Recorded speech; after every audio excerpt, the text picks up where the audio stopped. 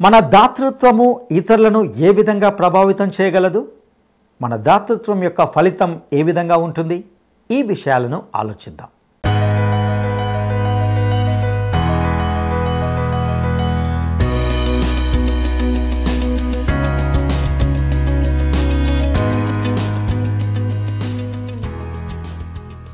మన రక్షకుడును ప్రభు అయిన యేసుక్రీస్తు అత్యున్నతమైన నామంలో ప్రేమధార టీవీ వీక్షకులందరికీ శుభములు తెలియజేస్తూ నేటి కార్యక్రమానికి ప్రేమపూర్వకంగా ఆహ్వానిస్తున్నాం.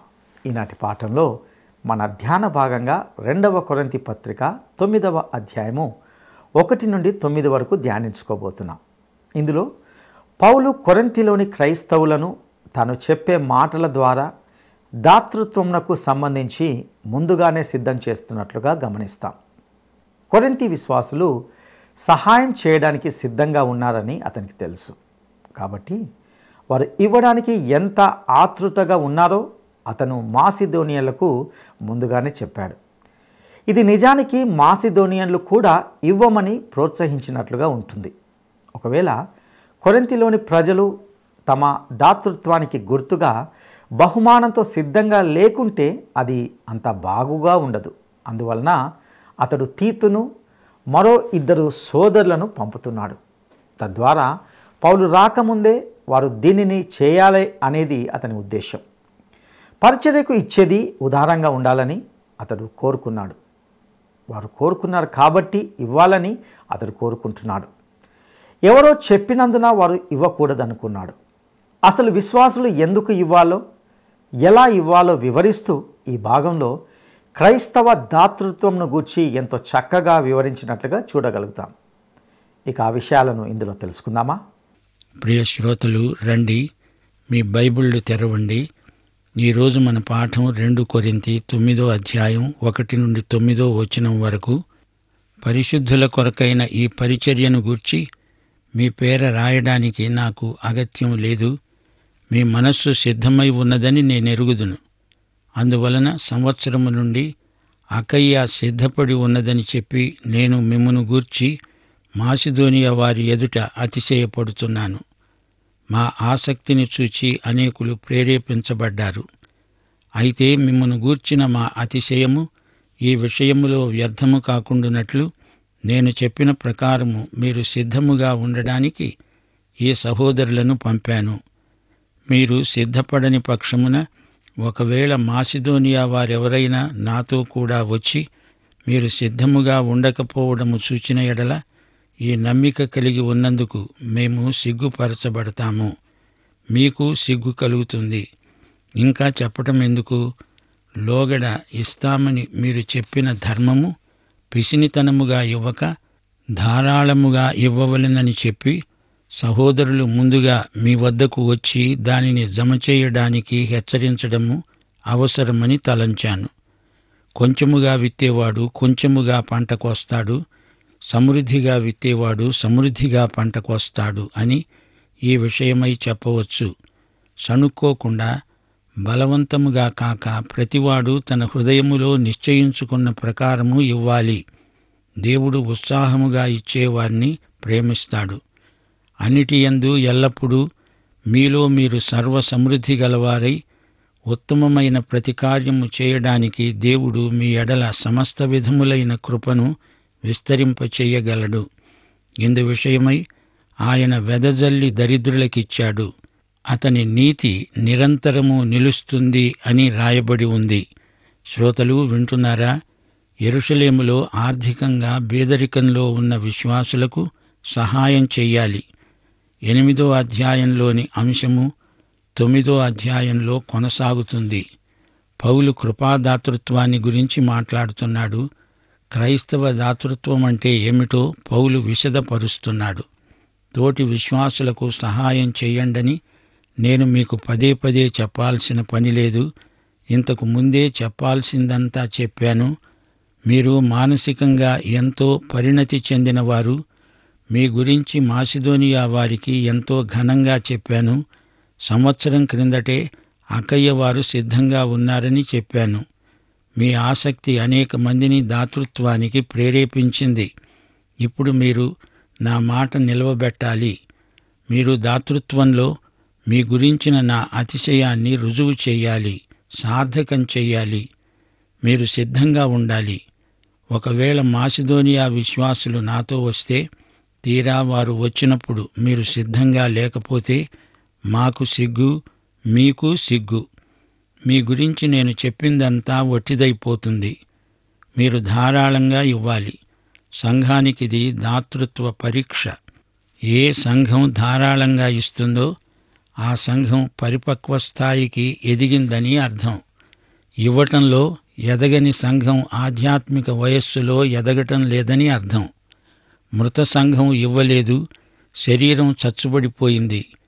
యెరూషలేము విశ్వాసులకు కొంత ద్రవ్య సహాయం చేస్తామని కొరింథీ విశ్వాసులు అంతకు ముందే మాట ఇచ్చారు. ఇంత ఇస్తాము, అంత ఇస్తాము అని వారు మాట ఇచ్చారు అంటే ఎవరికి మాట ఇచ్చారు? దేవునికి. అనగా దేవునికి ప్రమాణం చేశారు.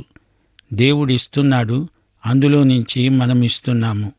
దేవుని చెయ్యి మన చెయ్యి కంటే పెద్దది గదా. పౌలు ముందుగా కొందరు సహోదరులను కొరింథీకి పంపాడు. వారు కొరింథీ విశ్వాసులను సందర్శించి సంప్రదించి వారి నుండి ఉపకార ద్రవ్యం సేకరిస్తారు, వారిని సిద్ధపరుస్తారు. పిసినికొట్టుల వలె కాక ధారాళంగా వారిస్తారని పౌలు ఆశాభావం. వారిచ్చేది ఈవి మాత్రమే కాదు, సమృద్ధి అయిన ప్రేమ కానుక. వారి హృదయాలలో దేవుని కృప ఏ విధంగా పనిచేస్తుందో వారి దాతృత్వమే రుజువు చేస్తుంది. కృపాదాతృత్వం వారి ఆధ్యాత్మిక పరిపక్వతకు సూచిక. ఇది వారి బీజ విశ్వాసం పండించే పంట. ఏది ఎలా విత్తుతామో అది అదే రీతిగా ఫలిస్తుంది. విత్తింది కొంచెమైనప్పుడు పంట కూడా దానికి అనుగుణంగానే ఉంటుంది. రాబోయే పంట సమృద్ధిగా ఉండాలంటే నీవు సమృద్ధిగా విత్తనాలు వేయాలి. ఈ సూత్రం దాతృత్వంలో పనిచేస్తుంది. పౌలు ఎఫెసు సంఘ పెద్దలతో మాట్లాడుతూ అన్నాడు, అపొస్తలుల కార్యములు 20వ అధ్యాయం 35వ వచనం, పుచ్చుకోవడం కంటే ఇవ్వటమే ధన్యత అని ప్రభువైన యేసు చెప్పిన మాటలు జ్ఞాపకం చేసుకోవాలని అన్ని విషయాలలో మీకు మాదిరి చూపాను. ప్రభువు చెప్పిన ఈ మాట పదే పదే మన వాళ్ళు జ్ఞాపకం చేసుకుంటున్నారు గాని ఆ ప్రకారం చేయటం లేదు. ఇది చాలా విడ్డూరంగా ఉంది గదూ. ధన్యత అంటే ఏమిటి? వారు ఆనందమయులు. దాతృత్వం మీలో ఆనందాన్ని కలిగిస్తుంది. దాతృత్వము యొక్క ఫలితం ఆత్మానందం. కృపాదాతృత్వం ఆనందదాతృత్వం. మన ఆధ్యాత్మిక పురోభివృద్ధికి దాతృత్వం ఎంతైనా దోహదపడుతుంది అని పౌలు ఉపదేశిస్తున్నాడు. రైతుకు తెలుసు, విత్తనాన్ని బట్టే పంట. మనలో చాలామంది దరిద్రులవటానికి కారణం దేవుని విషయంలో వారు పిసినారులు, లోభులు. లోభికి ఆధ్యాత్మికంగా లాభమేమీ ఉండదు, అంతా నష్టమే. ఇచ్చేటప్పుడు సంతోషపూర్వకంగా ఇవ్వాలి. ఇవ్వాల్సి వచ్చిందే అని సణుక్కోకూడదు. దేవుడు నిన్నేమీ బలవంతం చేయలేదే. నీవు ఎవరివైనా కాని మనస్ఫూర్తిగా ఇవ్వకపోతే దేవుడు దానిని అంగీకరించడు. ఒకవేళ నీవు ఇచ్చినా దేవుడు దానిని ముట్టడు, వాడడు. ఒత్తిడిని బట్టి ఇచ్చావా, దాన్ని కూడా దేవుడు అంగీకరించడు. సంతోషంగా ఇచ్చిందే కానుక, స్వచ్ఛందంగా ఇచ్చిందే ప్రేమ కానుక. అందరూ ఇస్తున్నారు, నేనివ్వకపోతే బాగుండదు అని చెప్పి ఇచ్చేవారు కొందరున్నారు. అలాంటి కానుకలను దేవుడు ఇష్టపడడు. నీ హృదయపు అట్టడుగు నుండి ప్రేరణ రావాలి. సంతోషముతో ఇచ్చేవారిని దేవుడు ఎంతో ప్రేమిస్తాడు. ఆశీర్వాదాల వనరులు యేసునందే ఉన్నాయి. దేవునికి స్తోత్రం. నీలో దాతృత్వానందం లేకపోతే నీవు ఇవ్వవద్దు అంటున్నాడు దేవుడు. దేవుడు మన ఎడల తన కృపను విస్తరింపచేస్తున్నాడు. కృపాదాతృత్వం గల విశ్వాసులు ఎల్లప్పుడూ సర్వసమృద్ధిని అనుభవిస్తారు. మానసికంగా వారికి ఎంతో ఉల్లాసం కలుగుతుంది. దాతృత్వంలో మొదలైన వారి సౌశీల్యం ప్రతి సత్కార్యంలోకి ప్రసరిస్తుంది.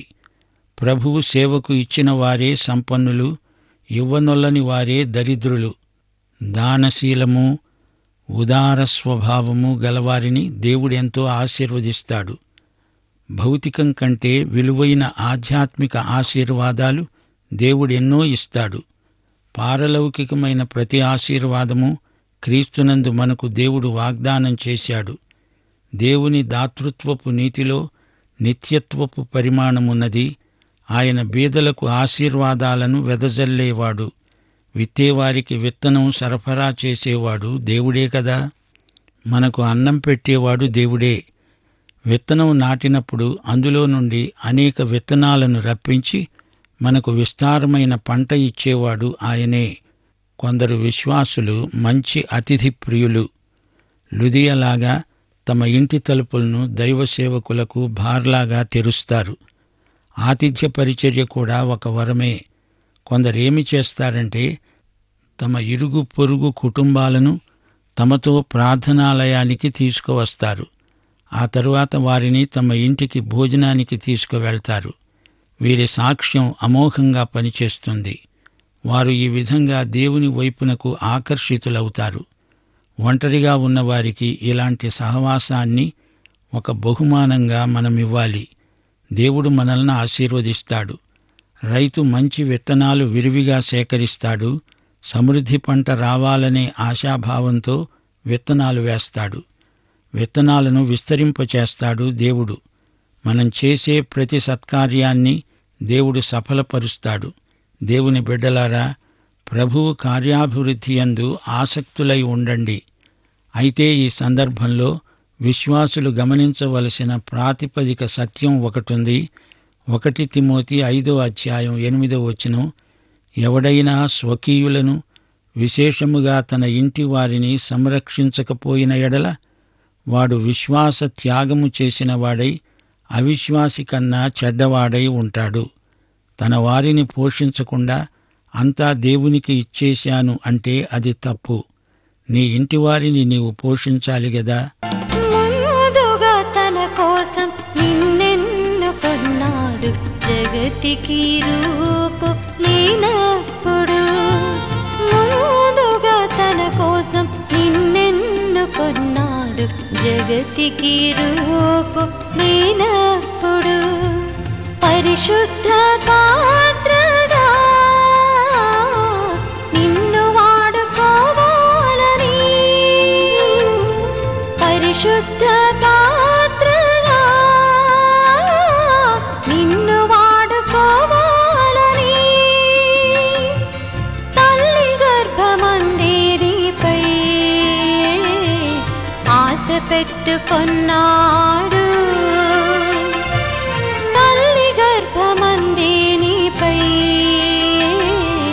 ఆశ పెట్టుకున్నాడు.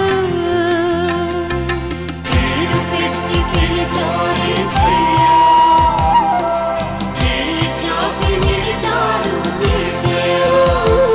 నీ పేరు పెట్టి పిలిచాడు యేసయ్యా, తన చేయి చాపి నిలిచాడు యేసయ్యా.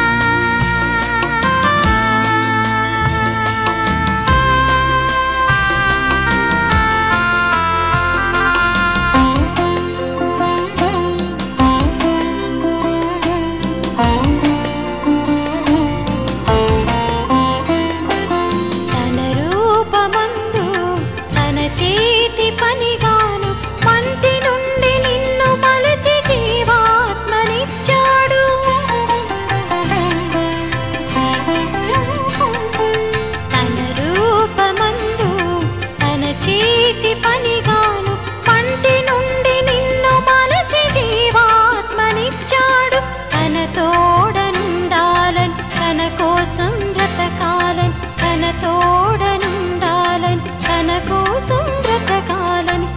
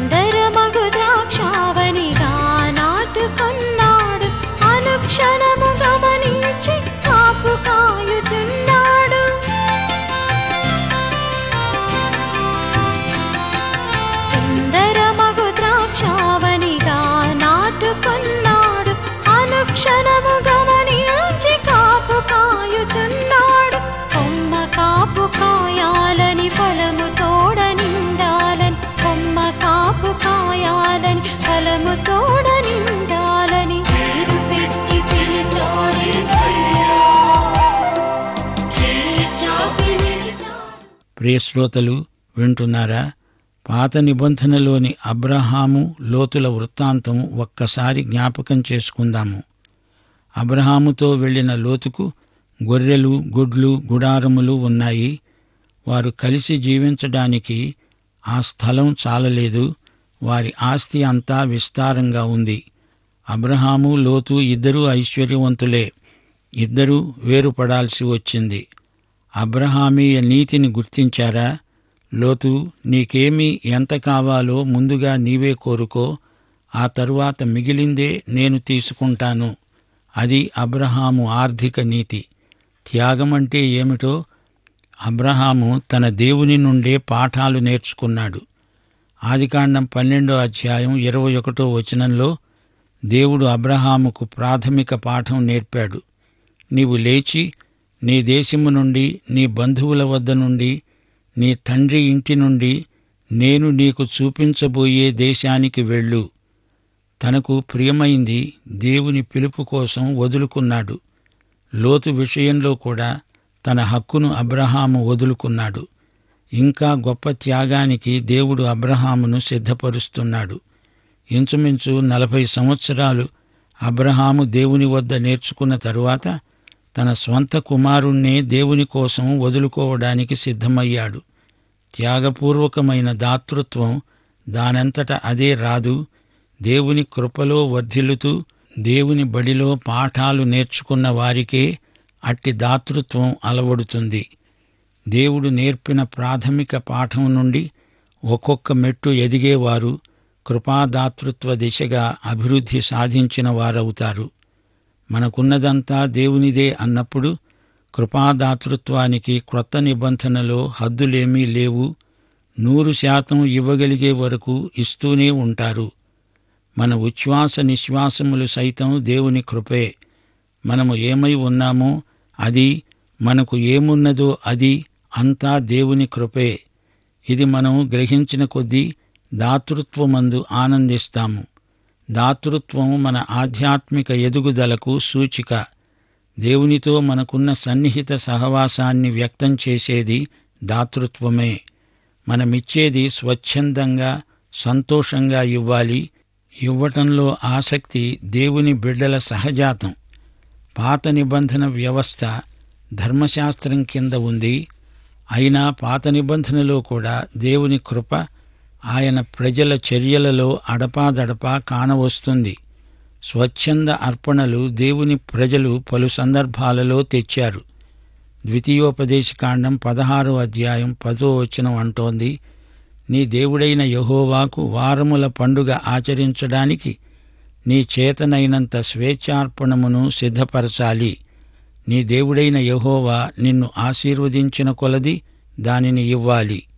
స్వార్థత్యాగానికి ప్రతీక స్వచ్ఛందార్పణ. ఇలాంటి అర్పణల కాలం వారికి మహోత్సవం. దేవుని బిడ్డలు ఆనందించే సమయమది. దేవుడు నిన్ను ఆశీర్వదించిన కొలది ఇవ్వాలి. ఇది కృపాదాతృత్వం. దేవుని కృపను అనుభవించిన వ్యక్తి దేవునికి ఇవ్వాలని ఆశిస్తాడు. అరణ్యయాత్రలో గుడారం వారికి ఎన్నో పాఠాలు నేర్పింది. ఈజిప్టు తెగుళ్లు వారినేమీ చెయ్యలేవు. ఎర్ర సముద్రాన్ని సురక్షితంగా దాటారు. దాస్యం గతించింది. వారికి స్వాతంత్ర్య ప్రతిపత్తి లభించింది. ఇదంతా వారి యోగ్యతను బట్టి కాదు, కేవలం దేవుని కృపను బట్టే కలిగింది. ఈ అనుభవాలను బట్టే వారు ఇచ్చే ప్రజలయ్యారు. తమ తలాంతులను, శక్తి సామర్థ్యాలను దేవునికిచ్చారు. ఇవ్వటంలో ఆనందించారు. వారు ప్రతి ఉదయము హృదయపూర్వకంగా అర్పణలు తెచ్చారు. కావలసిన దానికంటే ఎక్కువ విస్తారంగా తెచ్చారు. ఇక చాలు, తేవద్దు అని మోషే ప్రకటించాల్సి వచ్చింది.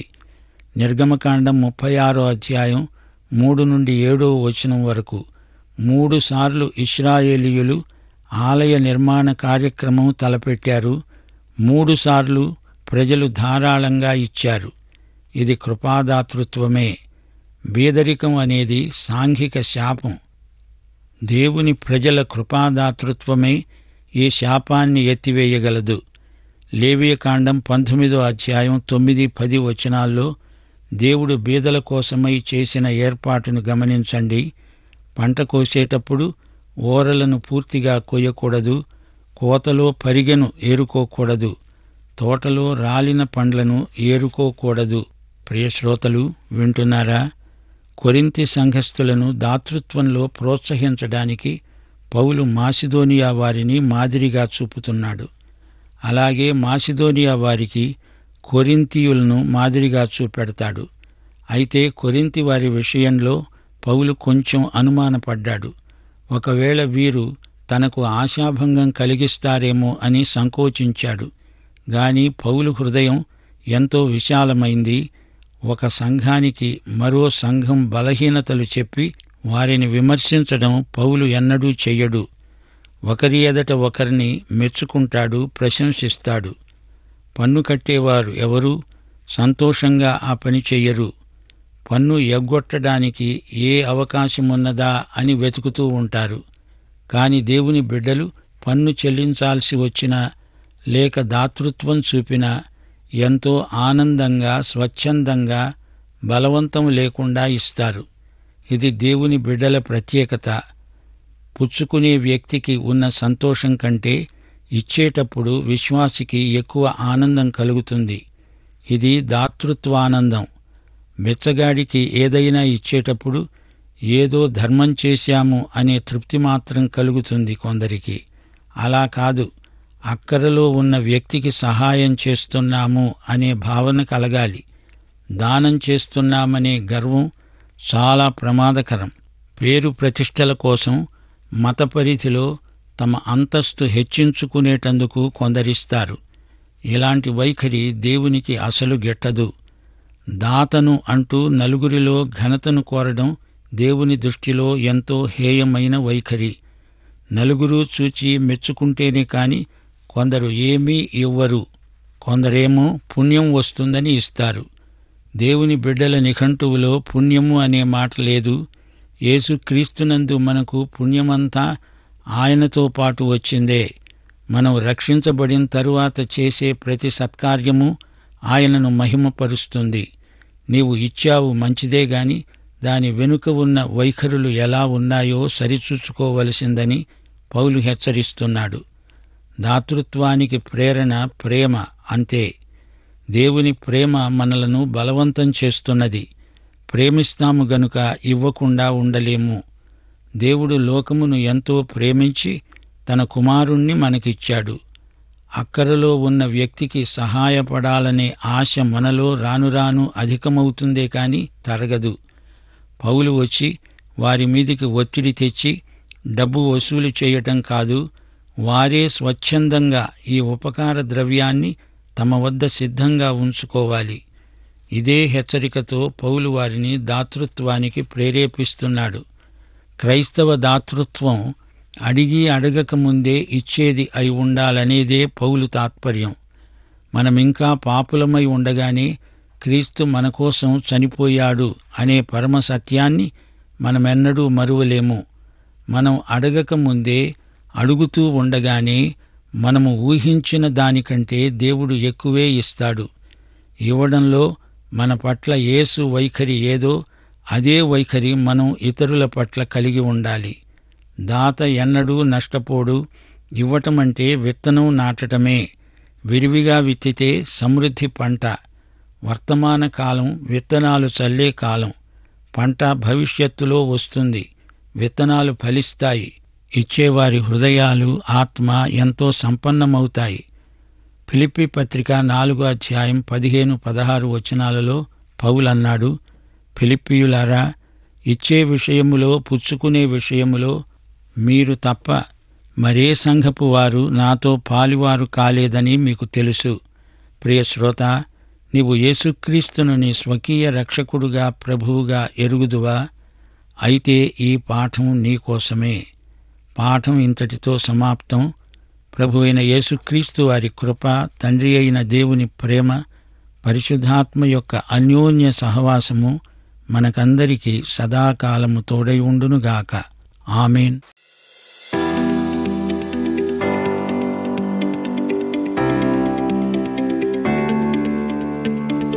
దేనిని బట్టి సంఘము ఆధ్యాత్మికంగా పరిపక్వ స్థాయికి ఎదిగిందని చెప్పగలము? దీనిని బట్టి సంఘము ఆధ్యాత్మికంగా పరిపక్వ స్థాయికి ఎదిగిందని చెప్పగలము. 1. ఏ సంఘమైతే ధారాళంగా ఇస్తుందో దాన్ని బట్టి. 2. ఏ సంఘమైతే కృపావరాలను విరివిగా వాడుతుందో దానిని బట్టి. 3. ఏ సంఘమైతే భాషలను మాట్లాడుతుందో దాన్ని బట్టి. ప్రియులారా, ఇంతవరకు మనము క్రైస్తవ దాతృత్వానికి సంబంధించిన అనేక సూత్రాలను, సత్యాలను ఇందులో గమనించి ఉన్నామని భావిస్తున్నాం. క్రైస్తవులు దేవుణ్ణి ప్రేమిస్తారు కాబట్టి ఇవ్వాలి. ఇది విధి కాబట్టి వారు ఇవ్వకూడదు. ప్రజలు డబ్బును బహిరంగ మార్గంలోనే ఉపయోగించాలి. అప్పుడే ప్రతి ఒక్కరూ వారు నిజాయితీ పరులని ఇతరులు చూడగలుగుతారు. బహుశా కొరింథీలోని కొంతమంది క్రైస్తవులు ఇవ్వడానికి కానీ అంతగా ఇష్టపడి ఉండకపోవచ్చని పౌలు గ్రహించాడు. అందుచేత పౌలు విత్తనాలు విత్తే రైతును గూర్చి వారికి గుర్తు చేస్తూ వచ్చాడు. విస్తారంగా వెదజల్లాలని అతడు వారిని కోరాడు. ఎంత ఎక్కువగా విత్తితే పంట అంత విస్తారంగా పండుతుందని అతడు వివరించాడు. దేవునికి ఇచ్చువానికి ఆయన తగిన ప్రతిఫలం ఇస్తాడు. దేవుడు ఉదారుడు గనుక ఆయన ప్రజలు కూడా ఉదారంగా ఉండాలి. మనం నిర్ణయించుకున్న ప్రకారం ఇవ్వాలి కాబట్టి ఇవ్వకూడదు. మనసులో నిశ్చయించుకొని సంతోషంతో ఇచ్చేవారిని దేవుడు ప్రేమిస్తాడు. ఫలితంగా దేవుడు మనకు కావలసినవన్నీ ఇస్తాడు. అంతేకాకుండా మనము చేసే పనులను బట్టి ప్రజలు దేవునికి కృతజ్ఞతలు కూడా తెలుపుతారు. ఇది ధనం లేక సంపద గురించిన వాగ్దానం కాదు. ఇది ఆధ్యాత్మిక ఫలవంతమైన వాగ్దానం. మార్టిన్ లూథర్ అనే భక్తుడు చెప్పినట్లుగా, మంచి పనులు మనల్ని రక్షించవు, కానీ అవి లేకపోతే మన రక్షణ సంపూర్ణం కాదు. క్రైస్తవుల ఔదార్యం వల్ల ఇతర వ్యక్తులు దేవుణ్ణి గౌరవిస్తారు. పౌలు తనకు యేసుక్రీస్తును బహుమతిగా ఇచ్చినందుకు తండ్రి అయిన దేవునికి కృతజ్ఞతలు తెలిపాడు. ఈ బహుమతి మనం ఇచ్చే ఏ బహుమతి కంటేను కూడా ఎంతో గొప్పదిగా ఉంటుంది. నిజానికి ఇది మాటల్లో వర్ణించలేనంత గొప్పది. ప్రియ సహోదరుడా, సహోదరి, ఈ బహుమానాన్ని నీవు పొందుకొని ఉంటున్నావా? అటు కృపా దేవుడు నీకు దయచేయను గాక. దైవాశీస్సులు.